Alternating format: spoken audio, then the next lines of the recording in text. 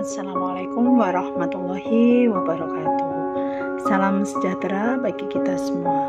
Halo Bapak Ibu Guru seluruh Indonesia, masih semangat belajar?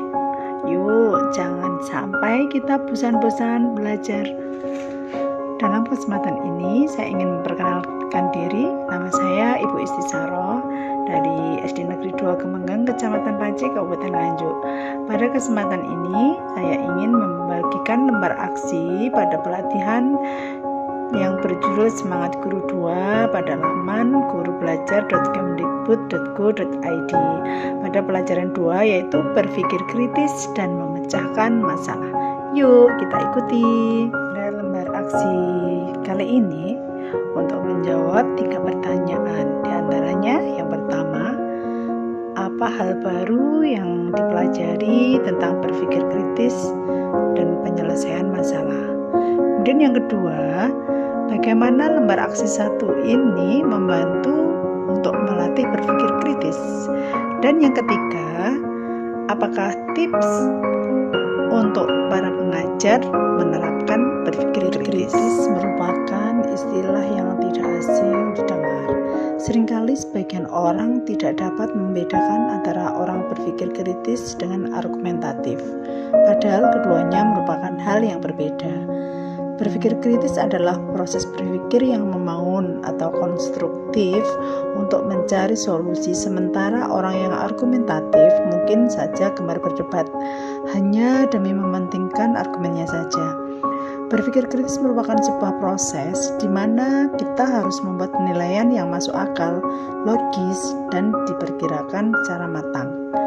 Ketika berpikir kritis, kita tidak hanya menerima semua argumen dan kesimpulan begitu saja, tapi juga mempertanyakan validitas dari argumen dan kesimpulan tersebut.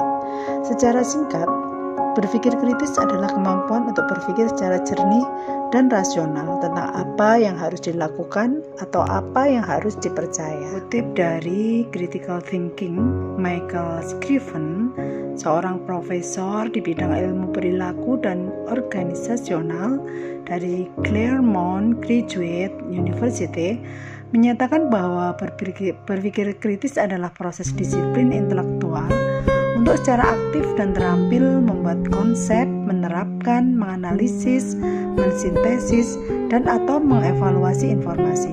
Baik informasi yang dikumpulkan atau dihasilkan melalui observasi, pengalaman, refleksi, penalaran, atau komunikasi sebagai panduan untuk meyakini sesuatu dan melakukan sebuah tindakan. Proses berpikir meliputi observasi, refleksi, dan menalar. Yang disiplin, mahir, dan aktif dalam membuat konsep dari menerapkan, menganalisa, mensintesis, dan mengevaluasi informasi, yaitu menalar. Keputusan seseorang yang penuh sadar dan hati-hati untuk menerima, menolak, atau menangguhkan penilaian terhadap suatu klaim dan derajat keyakinannya dalam ia menerima atau menolak klaim tersebut. Ini merupakan pendapat dari Parker and Moore tentang berpikir kritis. Dalam implementasi kurikulum Merdeka akan melibatkan pembelajaran yang berbasis proyek dan problem solving. Jadi memecahkan masalah itu akan sangat berkaitan dengan berpikir kritis. Berpikir kritis adalah prasyarat problem solving yang terbaik. Langkah dan kegiatan berpikir kritis dan menyelesaikan masalah diantaranya adalah yang pertama, merumuskan masalah, yang kedua, alternatif mencari solusi, kemudian yang ketiga, menimbang alternatif, yang keempat, implementasi solusi, dan yang kelima, evaluasi solusi. Setiap hari kita akan dihadapkan oleh suatu permasalahan yang dimana kita harus bisa berpikir kritis untuk mengambil langkah bagaimana sebaiknya yang harus kita ambil. Nah, di sini ada tipsnya bagaimana kita menghadapi atau bagaimana kita menerapkan berpikir kritis. Yaitu yang pertama, kita akan berpikir objektif dan adil terhadap suatu topik atau isu. Cobalah untuk menjadi netral terlebih dahulu dan menerima bahwa akan terdapat banyak argumen atau sudut pandang yang berbeda. Mungkin saja hal yang selama ini kita percaya mempunyai banyak kekurangan atau kesalahan, dan bisa jadi ada suatu argumen atau sudut pandang yang lebih baik daripada sudut pandang kita sebelumnya. Yang kedua, analisa faktor yang terlibat.